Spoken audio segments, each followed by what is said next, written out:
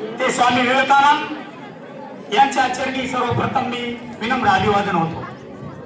आजच्या कार्यक्रमाचे अध्यक्ष सन्माननीय उजगरे साहेब, पर्यवेक्षक लखमार साहेब, सांस्कृतिक विभाग प्रमुख भोसले सर, चव्हाण सर, भुसारी नाना, तसेच बारावकर सर व माझे मित्र धावरे सर व सर्व विद्यार्थी मित्र मैत्रिणींनो, मित्रांनो, आपण हा जो कार्यक्रम आयोजित केलेला आहे यामध्ये एक आनंदाची गोष्ट मला वाटली, त्या म्हणजे आज मा जिजाऊचा जो पेहराव आहे तो सर्व विद्यार्थ्यांनी आज खूप छान पैकी घालून आलेले आहे। परंतु खंत या गोष्टीची वाटते की यामध्ये एकाही मुलांनी स्वामी विवेकानंद किंवा छत्रपती शिवाजी महाराजांचा पेहराव केलेला नाही। मित्रांनो, स्वामी विवेकानंदाचा विचार केला तर फक्त 39 वर्षे वय लाभलेला तरुण जेव्हा शिकागो सारख्या ठिकाणी माझ्या प्रिय बंधू आणि भगिनींना असं आव्हान करतो, तेव्हा संपूर्ण जगाला कळालं की भारताने खूप मोठा बहीण आणि भावाचा संदेश दिलेला आहे।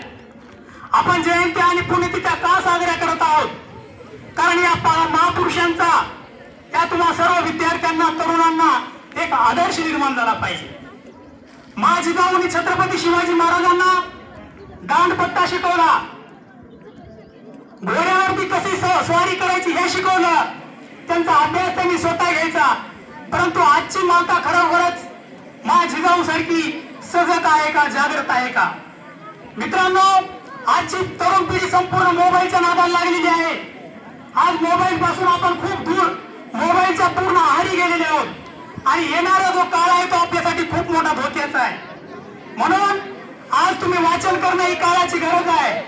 मा जिजाऊंनी छत्रपती शिवाजी महाराज आदर्श राजा, संपूर्ण जगाला आदर्श द्यावा, हेवा वाटा असा राजा बनवला।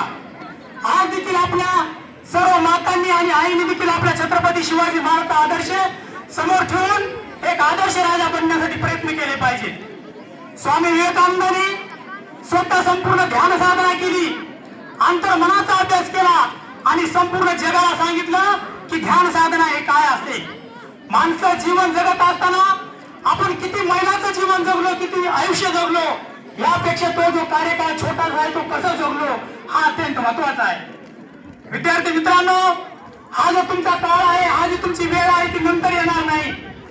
10वी आणि 12वी हा तुमच्या जीवनातला सगळ्यात मोठा टर्निंग पॉइंट आहे आणि हा जर टर्निंग पॉइंट तुमच्या आयुष्यातला जर घसरला तर येणाऱ्या काळामध्ये तुम्हाला पश्चातापाशिवाय काहीच राहणार नाही।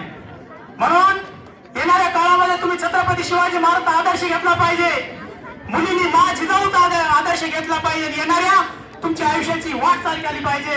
एवढंच या ठिकाणी नमूद करतो व शेवटी एवढंच म्हणेन की ज्यांना झोप घ्यायची असते त्यांना आकाश मुक्त असतं, ज्यांना झोप घ्यायची असते त्यांना आकाश मुक्त असतं, परंतु बळ असावं लागतं इच्छाशक्तीचं, बळ असावं लागतं आत्मविश्वासाचं।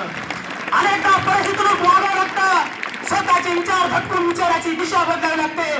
त्यामध्ये अपेक्षा तरी चालेल, कारण त्यामध्ये यश दडलेलं असतं, त्यामध्ये यश दडलेलं असतं, त्यामध्ये यश दडलेलं असतं। धन्यवाद। जय हिंद, जय भारत, जय महाराष्ट्र।